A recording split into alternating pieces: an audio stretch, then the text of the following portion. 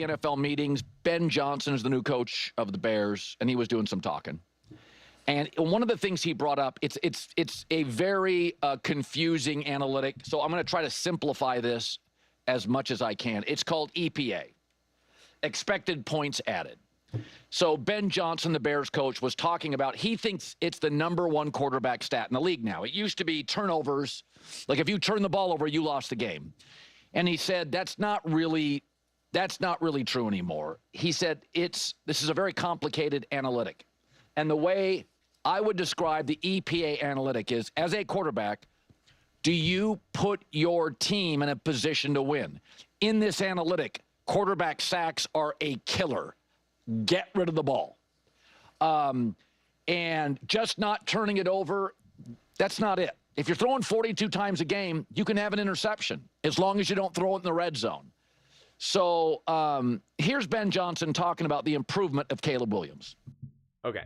I wanted to isolate that because there's been a lot of talk, about EPA, quarterbacks, Jalen Hurts, advanced analytics, etc. And first off, let's just say this real fast. In the Super Bowl, Jalen Hurts had the highest EPA per dropback among all quarterbacks in a Super Bowl since 2000, leading the Eagles to victory. It's pretty remarkable. So we're saying that the most important quarterback analytic, Jalen Hurts, in the Super Bowl, recorded the highest since 2000. Higher than Tom Brady, higher than Patrick Mahomes, higher than, any of the other quarterbacks, Peyton Manning, whoever. Pretty impressive. Now, this whole idea, right, when people talk about an analytic and a stat, being confusing, et cetera, it means they also struggle to understand it, which is understandable, quite frankly. I'm not going to pretend like there is a reliable way to like understand really any of these statistics, quite frankly, especially the advanced analytics. I've been, fortunate enough to like work in labs, do statistics, do data and stuff like that. And I know that how hard and difficult it is. And that when you're doing like research, you have someone whose sole purpose is to run the numbers, is to do the statistics, is to run, and because they have all these, they have complex software to do it. It's not just spreadsheets and doing, using a calculator. Like there's complex equations and regression analysis and like all this other stuff that, again, I'm not even going to pretend that I even remember, or even at the time when I was learning it could even really fully grasp it. You got to be like an actual statistician, mathematician, etc., etc. This stuff is hard, complex, and it's like trying to understand astrophysics. Like, yeah, I understand the concept of like the string theory and black holes, but like it's hard for the mind to like actually really wrap your head around it because you're just not smart enough, honestly. And I'm very comfortable admitting when I'm smart enough and not smart enough. And everyone always tries to pretend that they really can grasp these numbers, these statistics. And so, it's fun to have fun with. Quite frankly, I don't look at it through like this binary lens, but I always love to use statistics against people who use statistics to always prove their point, like a Nick Wright of some sort, right? Where it's like you always would say, like, look at the passer rating for the last 5 games. And it's like, okay, fine, let's look at the passer rating for the last 5 weeks, Okay, let's look at the mother of all, advanced analytics, EPA then. Look at what Jalen Hurts then just did. If we're going to play that game, then that's what I always say. If we're going to play that game, then let's play that game. If we're going to play by those rules, then let's play by those rules. So it's just, it's interesting. It's very, very interesting. And I just find it kind of interesting and entertaining that someone like Ben Johnson, who I think it's fair to say is an incredibly bright offensive mind, says the most important statistic for a quarterback is EPA. And then you have a Jalen Hurts recording the highest ever, in a Super Bowl since 2000. Higher than any of these great quarterbacks that we talk about being great. And this is for the quarterback. So you can't just, necessarily accredit this to just the team, right? You can't say, oh, well, it's because of Saquon Barkley and this or that.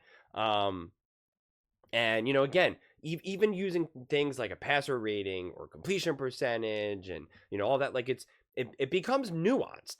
It becomes nuanced. It becomes tough. It's not easy, especially it's not easy to explain and translate in a 15-minute video of some sort. It's hard to necessarily explain why someone like, someone recently said, oh, Justin Fields had a higher passer rating than Patrick Mahomes. And it's like, yeah, like that kind of proves to you that using these baseline statistics are not the answer to everything. And that's why we even then upgraded to advanced analytics, right? It's advanced, and it's supposed to see beyond some of these misleading threads. And even that is not the easiest thing, quite frankly. Like QBR, which is a made up ESPN quarterback statistic, like it's proprietary. They don't even explain how they reach their number, which from my viewpoint then essentially makes it useless, because you don't, like, that would never stand in anything that actually mattered in life, whether it was financial, medical data, like whatever it may be. Like, you can't have this number that we say, oh, we reached this number. It's okay, well, how'd you get it? We can't tell you. Well, then it's useless. It's useless. If you don't tell us how you actually get there, and I don't even see the benefit to them holding it back, except for them trying to gatekeep and be like, this is our special number that you have to come to us to get. And it's like, I guess, but I don't know if I trust how you got there. Therefore, I don't know how important that number. Maybe it's actually an absolute superior statistic, and it accounts for all the variables. We'll never know. We'll never know. It's fascinating that a quarterback can play like kind of sloppy, not great, but have like, a 106 passer rating. And you're like, does that mean he played better than I think? No, I don't, like it's complicated. So yeah, I find stuff like this so fascinating. And I find, because EPA seemingly kind of came out of nowhere. And I know Travis O'Shea, me and him talked about it on the more recent side. And he said, like, you're never in a meeting with coaches and they're never like, so-and-so has this EPA and we got to make sure that we attack it from this. Like, that's not necessarily how coaches, attack it. Which is true. I mean, like, I think it's kind of a combination. I think when you're looking at stats like this, someone like a Ben Johnson will kind of use it as potentially like a measure of success or more of an advanced analytic to figure out, like, is this quarterback getting the job done? But like, I think it's a hybrid. I think it's a hybrid between combining the statistics and what you see, and what you see, what looks good. But I highlighted the one analytics that showed, Josh Allen's superior EPA compared to Patrick Mahomes, like head to head in their games when they're playing each other in the playoffs. And that, like, Josh Allen has like the highest EPA in all of his like he's like his EPA is like higher in losses against the Kansas City Chiefs than Patrick Mahomes has in wins. Like, so it's just like, you can't blame Josh Allen from that perspective. Like, there's nothing more that Josh Allen could possibly do. And again, I find this all thought-provoking, but I find it also inherently complex and also frustrating, because every time it feels like you kind of understand, it kind of goes away. It's like a dream. It's like for a moment, you feel like you really understand your dream and remember it. And you're like, I'm going to remember this forever. And then, like, literally by the time you, like, literally just put your feet on the ground off the bed, you're like, wait, what was that? Oh no. Or did you ever figure out life when you one day late night, when you were having some fun and you just realized, like, oh my God, I get it. I understand. This is what I need to do to improve the quality of my life. Like, this is what I need. Like, this is the meaning of life. This is happiness. I'm just going to be free now. I'm just going to live, like, no more hate, no more this. Like, I got it. I get it. And the next morning you're like, what was I even talking about? I don't even remember, man. I don't even remember. To me, that's how sometimes advanced analytics feel. It's like you have moments when, like, they really seem to make sense. You got it. You get it. And then something like, something that to your core, that Patrick Mahomes is a better quarterback than Tua Tagovailoa. Like, that in your core, that Patrick Mahomes is better than Geno Smith. But then Geno Smith has like a higher EPA or a higher passer rating, a higher QBR. And you're just like, how do I make sense of this? And I made a video weeks ago, maybe even a month ago at this point, trying to talk about, like, what that means. And it's not an easy answer. It's really not. But like I said, I pick and choose and try to like figure out the best way to navigate it. It's not always easy. I don't live and die by statistics. I try to add them when I think it matters or when it can tell somewhat of a more complete picture. That's why I try to use my own form of more advanced analytics, and I like to use more superficial advanced analytics that I feel like other people could understand more measurably, like, you know, average depth of target, yards after catch, like littler things like that. You're trying to figure out what is a team asking from their quarterback and then comparing that to a completion percentage rather than just saying this guy has a higher completion percentage, therefore he's a better quarterback, or, you know, whatever it may be. Therefore he's more accurate. Like, it's, you know, and sometimes you get it right, sometimes you get it wrong. Like I said, it's not an easy thing to always figure out. That's why statistics are tricky, but you also don't completely throw them out either. I think it's always a hybrid. It's always, you know, two wings of the same bird. One wing is analytics, one wing is like, what are you seeing? What are you seeing?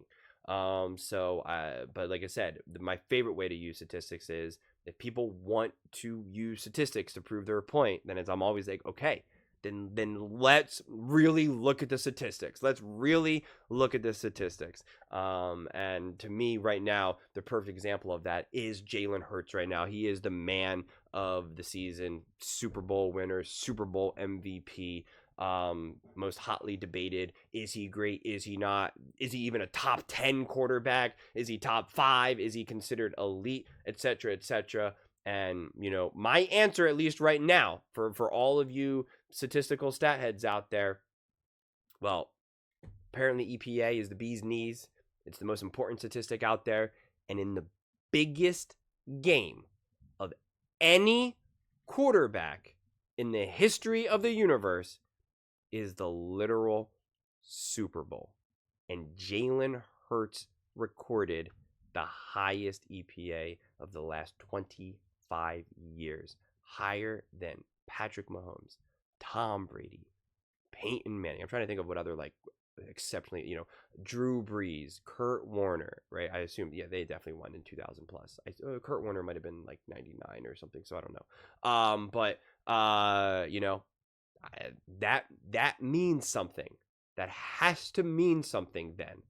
So I find it fascinating. And yeah, I guess we could just keep crediting all of his success to everything else but him. But I mean, I don't know. It seems to be a pretty important stat these days, so must mean something to be able to do that in the most important game at the highest level against the best defense in the NFL that he could face, because the Eagles had the best defense. So what are you going to do? He can't play himself. But those are just my thoughts. I'd absolutely love to hear yours on this one. What do you guys think of advanced analytics like this, EPA, etc., etc.? On one side, it feels kind of basic, right? You could be like, higher number, lower number, better, worse. You know, it can feel pretty straightforward. But I'm just curious how that kind of lands for you. My very quick last thought was it also feels like kind of binary. People either reject it and say that's nonsense, or they're all about it.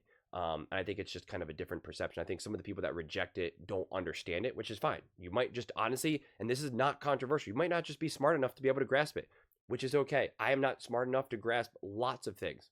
Doesn't mean you're a bad person. Doesn't mean you're dumb. Doesn't mean you're stupid. It's just hard. Some of this stuff is hard. And sometimes the eye test, there's plenty of people that can't grasp the eye test. They think it's lazy. They think it's, oh, this doesn't mean anything. It's the numbers. And it's like, you know, like, no, you need to be able to understand what you're seeing. Some people can watch a game and say, this looks good. Other people can say this game and say, this doesn't look good. And it's just like, and they're watching the same game. There's different levels of accuracy with the eye test. That's more than just, oh, he made a nice throw. Or, hey, I know how to actually break down film. Not even anything about breaking down film. Just being able to see what is high quality ball. You know, when you see a player make a throw or take a sack or whatever it may be, you can tell that was on this player. That was on him. That was not coaching. That was not on the O-line. That was not whatever. That's its own skill set and its own talent. So doesn't, you know, it's just, all this stuff starts to become a little bit more philosophical, honestly, which I didn't mean to make that turn at the very end of the video, but it's just how my own personal mind works. But I am curious to see how you guys all think about stuff like this. You know, especially in the off season, I find these more thought-provoking questions more interesting to kind of unpack, because I don't know if there's just a guaranteed right answer. So I find it entertaining to kind of have these discussions, and my opinions will change. One minute I could be like, EPA is awesome, I love it, and I could easily see myself in a few months be like, I don't know how much that really matters, and I think there's other influences, etc., etc., etc. So I don't know. But when someone like a Ben Johnson talks about how it's such an important stat, I still think that, even if you're against analytics or don't fully understand it, it should still be enough to give you pulse to be like, let me think about this for at least an extra second. For those of you who don't like analytics or live and die by stats, I would still encourage you to at least take a pause, in that regard, and just accept that Jalen Hurts is the greatest quarterback in the history of the NFL. I don't make the rules.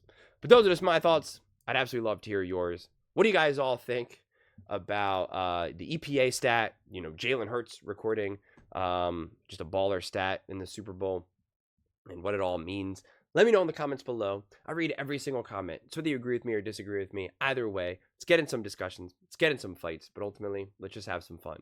And please do consider subscribing. We are building an amazing community here, and I absolutely love to see you part of it. I want to build something that we all genuinely feel connected to. Something that we're really excited to be part of. I think we're well on our way to doing it. And please don't forget to give this video a thumbs up, as it really does help the visibility and the algorithm. Thank you so much. See you next time.